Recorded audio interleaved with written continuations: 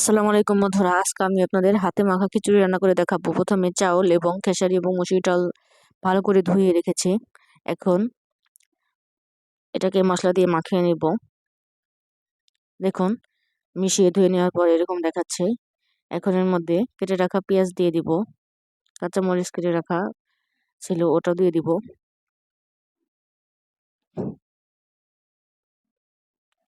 এই রান্নাটা খুব সহজেই রান্না করা যায়, অল্প সময়ে, কিন্তু রান্নাটা খুব দারুণ,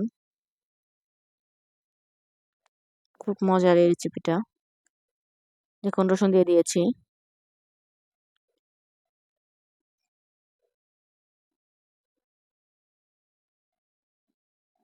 এর মধ্যে একে একে এখন সব ধরনের মশলা দিয়ে দিব। 1 চামচ লবণ দিয়ে নিলাম, হলুদ দিয়ে নিলাম, পরিমাণ মতো সবকিছু দিতে হবে। এর মধ্যে মরিচের গুঁড়ো দিয়ে দিলাম।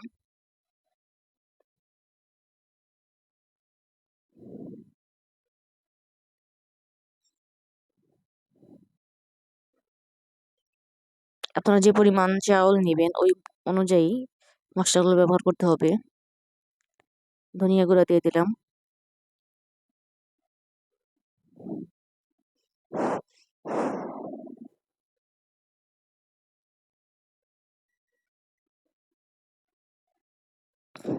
এখন তেল দিয়ে দিলাম।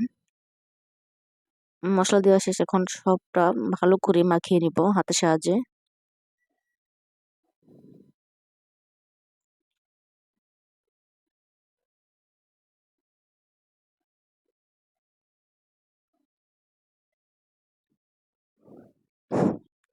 ভালো করে মাখিয়ে নিচ্ছি।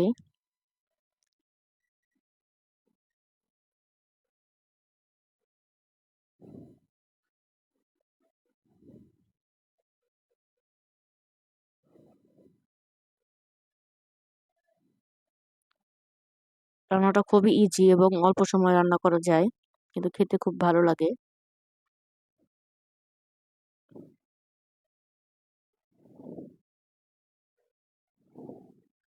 এখন এর মধ্যে আমি আগে ছোলা ভুনিয়ে রেখেছিলাম আর ফ্রিজে রেখেছিলাম। আপনারা চাইলে এখানে সেদ্ধ করা ছোলা অ্যাড করতে পারেন বা ভুনা করা ছোলা অ্যাড করতে পারেন, যে কোনো ছোলা অ্যাড করতে পারেন।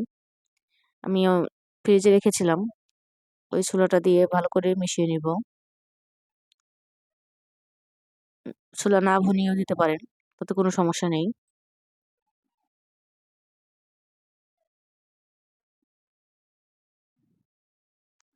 ছোলাটা দিয়ে ভালো করে মাখিয়ে নিব।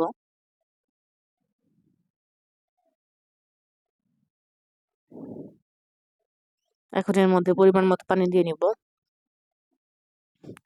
পানিটা আপনারা ঝরঝরা খাবেন না একটু একটু মানে চ্যাপচ্যাপে খাবেন, সেটা আপনাদের উপর নির্ভর করে পানি দিবেন কিরকম খাবেন। আমি ঝরঝরে খাবো, এই কারণে পানির পরিমাণটা একটু কম হবে।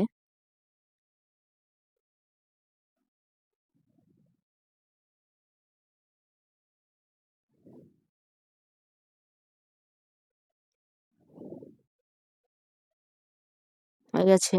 এখন আমি এটা ধরে চুলায় বসিয়ে দিব। দেখুন, চুলায় বসিয়ে দেওয়ার পর এরকম কালার হয়েছে। এখন ফোটার জন্য অপেক্ষা করব। দেখুন, ফুটতে শুরু করেছে। কিছুক্ষণ রান্না করে নিব এই অবস্থায়। চুলার আঁচ কিন্তু আমি খুব বেশি বাড়াইনি। পানিটা তাড়াতাড়ি শুকিয়ে গেলে চালটা সেদ্ধ হবে না। আস্তে আস্তে আমি সেদ্ধ করছি। চুলার আঁচটা মাঝারি আঁচে দিয়ে দিয়েছি।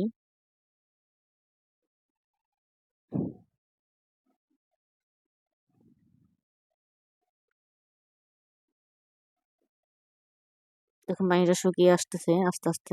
দেখুন, এরকম হয়েছে।